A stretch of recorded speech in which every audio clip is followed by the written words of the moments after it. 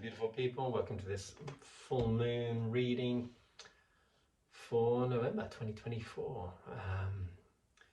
Just did this reading with a lovely group of people online, and we've got 4 cards to look into. We're going to dive into it straight away. There are 3 reversals, so a few shadow stories to look at, a few resistance dynamics coming up, 1 major arcana card, 1 court card. So a little bit of all sorts going on in this reading, and let's see if we can't put together some type of very practical message that might help us in some way in our lives right now. And practical is a great word because the first card, which in a way dictates a little bit about this reading and what it's all about in a more general context, is this Ace of Pentacles. So aces are these beautiful offers of opportunity that come from from the divine, from the hand of God coming out of the cloud. And this is an opportunity which relates to the earthy suit. So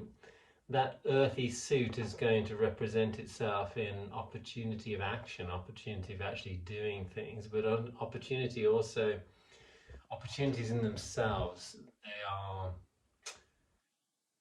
they are gifts that we can say yes or no to according to how aligned that gift seems to where we are in our life or not, whether it seems to be good for us or not.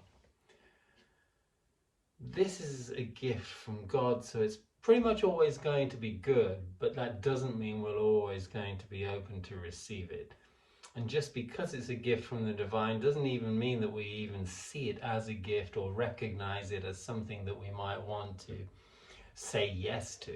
We might not even see this gift. We might be so blinkered or shut off in some way that what is on offer for us in our lives may not be comprehensible, understandable, recognizable in our lives. And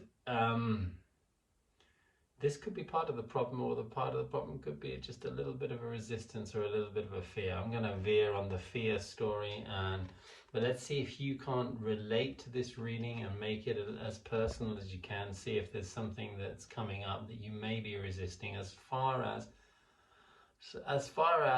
a pentacle offer from the divine. Now, I'd say all of the aces have a certain word or words which relate to them and which make them stand out. And since they are the primary energy or the highest vibration of a certain suit, which represents a certain aspect of ourselves on one front, but also an aspect of the world and the universe. So that when it comes to relating the pentacle to ourselves, it's very much relating to our physical body and our health and our strength and our vitality. Vitality is a great word.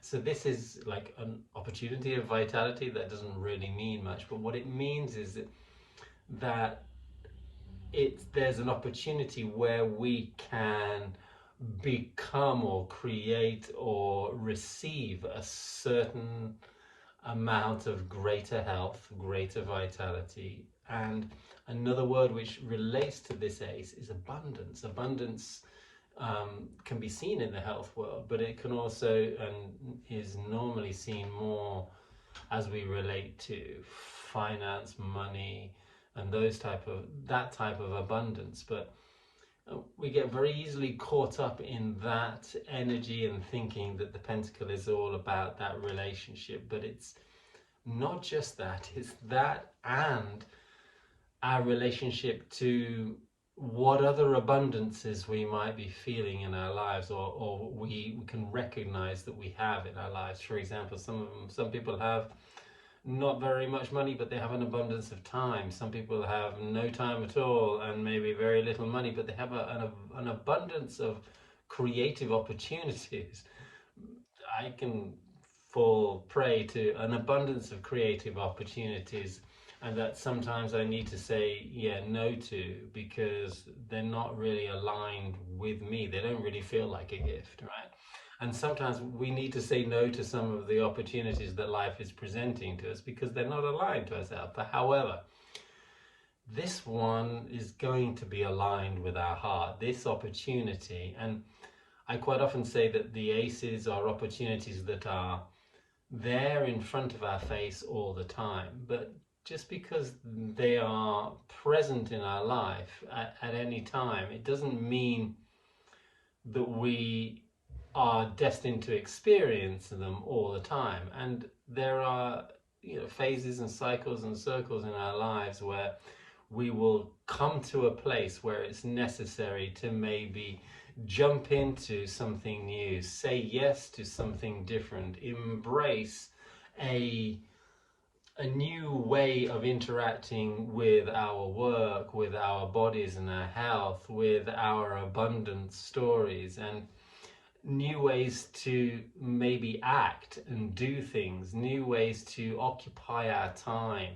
new things that create more beautiful, beneficial habits in our lives.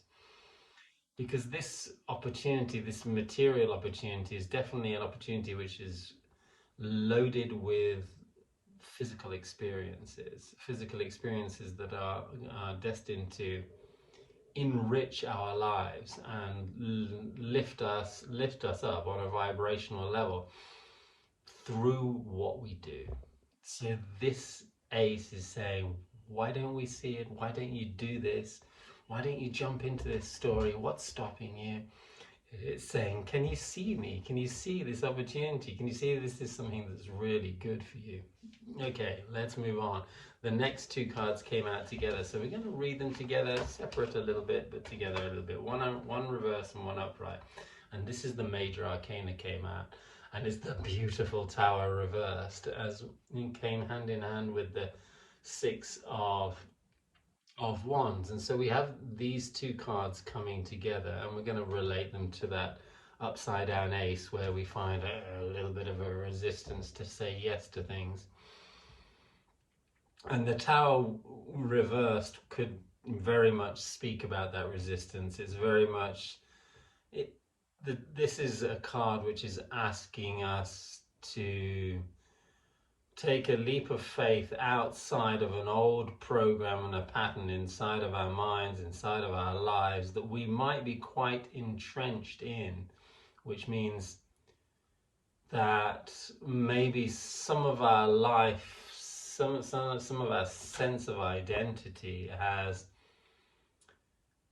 been very strongly invested in some ways of thinking and some beliefs, to the point where we're not aware that these beliefs are not only not helping us, but creating, actively creating destruction in our life. And that destruction is something that sooner or later will manifest in something more than just a little bit uncomfortable, maybe greatly uncomfortable. And this is the Tower experience, and this is the Tower. I see sometimes the upside down tower to be a little bit of a warning, like a heads up. It's saying, hey, you ready to jump? Because hey, if you can twist your mind a little bit and you can see the jump that you can make, and you can actually actively be conscious about what part of your personality or your ego is very much attached to something that's not helping you, and then actually choose to die to that point of view, die to those habits, die to that way of thinking, way of interacting, way of being. If you're willing to let go and actually surrender those parts of yourself willingly, with that leap of faith out of the burning building, even though it feels like we're jumping to our death, if we're ready to do that, if we're ready to sacrifice that old story, then there is a potential success in our lives that's ready to come up. And this success is a spiritual one. It's a spiritual one which, yes, we're not 100% sure on what this success is sitting. We can't even see below the body of the horse, because on what this type of success is seated on is usually includes loss. It usually includes death, especially because this card is coming up with the Tower. And the Tower doesn't represent a death of anything physical. It might be the death of physical habits, material work that we might do. It might even be the death of some type of relationship that you have with yourself, and maybe with aspects of the world on the outside as well. But it's much more strongly, or much more importantly, this represents your way, the way that your ego has built an idea of your own self-importance. And we have done this unconsciously and consciously in different ways to make ourselves just feel good. Our ego finds many different coping mechanisms to experience a spoonful of self-worth, a spoonful of self-love, a spoonful of self-appreciation. We find different areas of the world, of our lives, of work that we can do, we find specific types of relationships that feed our sense of self and give us a sense of not just adequacy, but sometimes importance.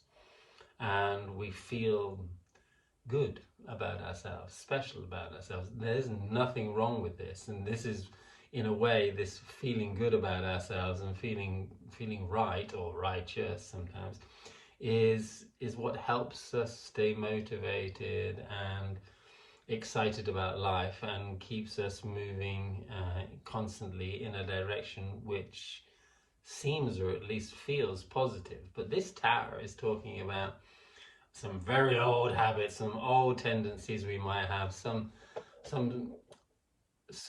qualities of our life that are not just no longer helping us, but actively holding us back. And so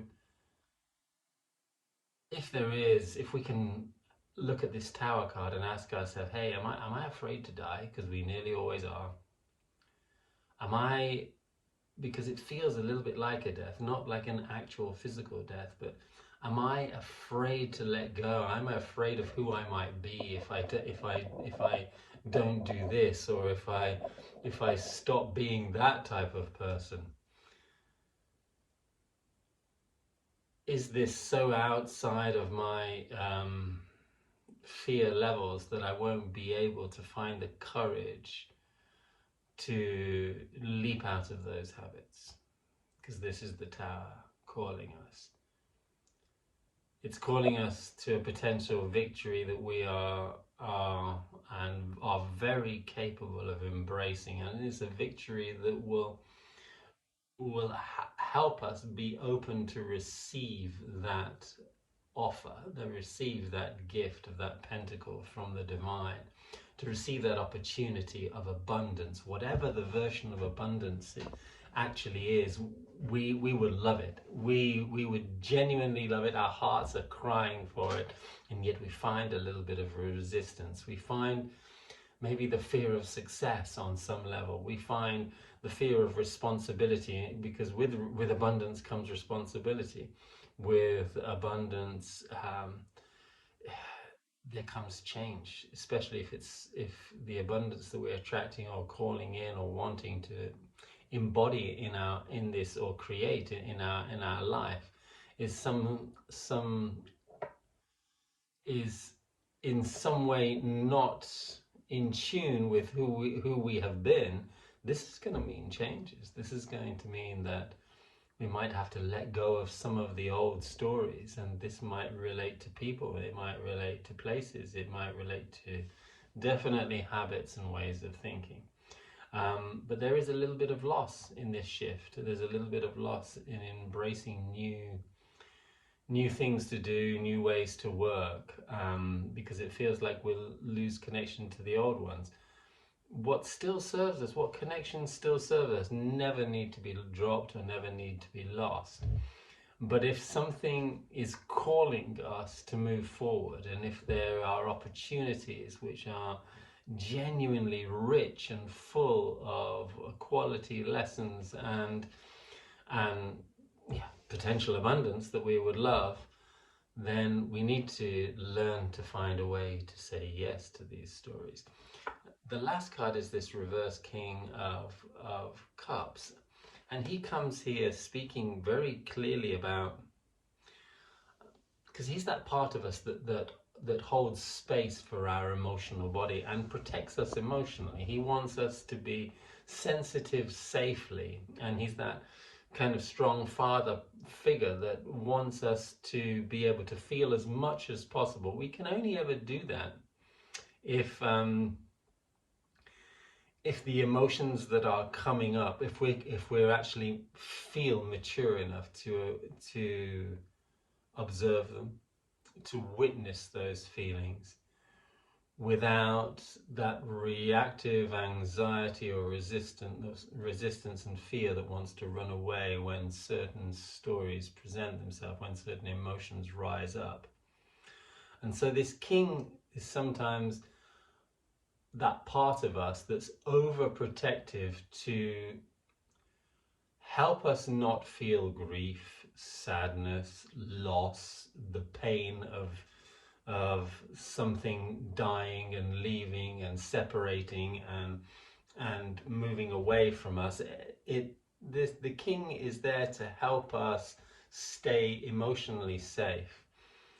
But unfortunately, this king his version of safety is a little bit outdated as well, and so this he stands up to trying to save us from feeling hurt emotionally, and